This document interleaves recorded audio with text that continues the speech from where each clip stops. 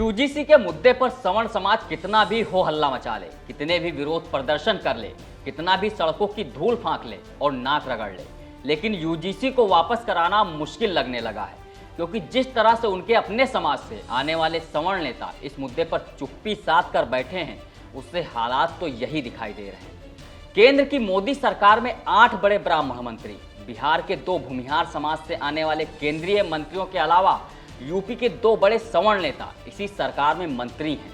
लेकिन मजाल है कि यूजीसी के मुद्दे पर इन लोगों के मुंह से एक शब्द भी निकला हो। तो जवाब दो इन तथाकथित सवर्णों के बड़े नेताओं कि आप उस समाज के लोगों का साथ क्यों नहीं दे रहे हो जिनके दम पर आप दिल्ली की सत्ता में मंत्री बने बैठे हो। जवाब दो, आप उनके साथ यूजीसी के मुद्दे पर सरकार से सवाल क्यों नहीं पूछ रहे हो। जवाब दो, जब यूजीसी की नई गाइडलाइन बनाई जा रही थी तो आपने विरोध क्यों नहीं किया।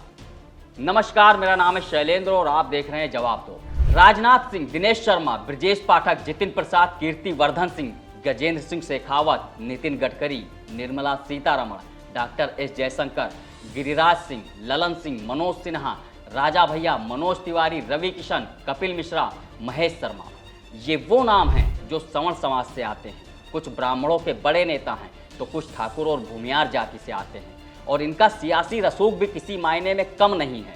लेकिन इनमें से एक भी नेता ने, किसी एक भी मंत्री ने यूजीसी के मुद्दे पर कुछ बोला हो तो बताइए।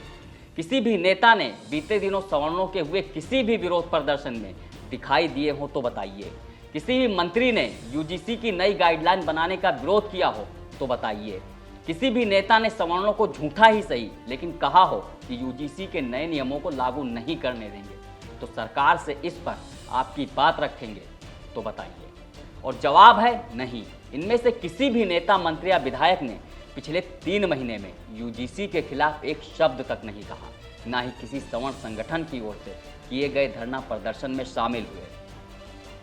ये वही नेता हैं जो चुनाव के दौरान सवर्णों के दरवाजे पर हाथ जोड़कर वोट मांगते हुए दिखाई देते हैं, धर्म की दुहाई देते हैं, हिंदुत्व के नाम की माला जपते हैं, सनातन को खतरे में बताकर वोट बटोरते हैं, लेकिन चुनाव खत्म होने के बाद उन्हीं सवर्णों को देखकर नजरें चुराने लगते हैं, रास्ता बदलकर निकल जाते हैं।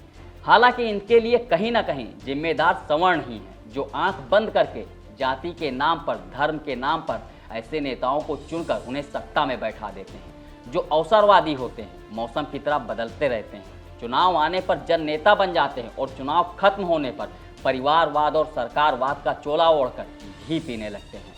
इसलिए ऐसे नेताओं से सवर्णों को जितना हो सके दूरी बना लेनी चाहिए, वरना आप इनके लिए सिर्फ दरी बिछाने और कुर्सी लगाने का काम ही करते रहेंगे और चुनाव के वक्त वोट वोटर बनकर विधानसभा, संसद पहुंचाते रहेंगे। और जब आपको ज़रूरत होगी तो यही नेता ठेंगा दिखाते हुए दिखाई देंगे, जैसे यूजीसी के मुद्दे पर भी हो रहा है। बीते 26 अप्रैल को दिल्ली के जंतर मंतर पर यूजीसी के विरोध में सवर्ण प्रदर्शन करने वाले थे, लेकिन इस प्रदर्शन को दिल्ली पुलिस ने कानून व्यवस्था का हवाला देते हुए अनुमति देने से ऐन वक्त पर इनकार कर दिया।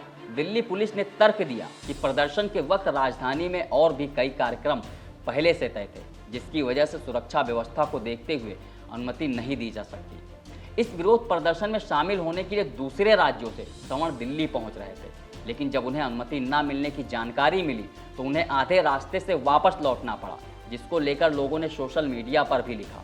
यूजीसी काले कानून को लेकर दिल्ली जंतर मंतर पर 26 अप्रैल को विशाल आंदोलन प्रदर्शन होना सुनिश्चित हुआ था, पर दिल्ली प्रशासन ने आंदोलन की परमिशन ही रद्द कर दी। सोचने का विषय यह है कि यही जब अदर कास्ट के लोग धरना प्रदर्शन या आंदोलन करने की स्वीकृति लेते हैं तब उन्हें आसानी से स्वीकृति और परमिशन दे दिया जाता है, पर जब सवर्ण समाज के लोग सवर्ण समाज पर हो रहे कुठाराघात को लेकर आवाज उठाने का प्रयास करते हैं, धरना प्रदर्शन करने के लिए परमिशन मांगते हैं, तो भाजपा सरकार परमिशन ही नहीं देती और दिए हुए परमिशन को ही एंड मूवमेंट पर रद्द कर देती।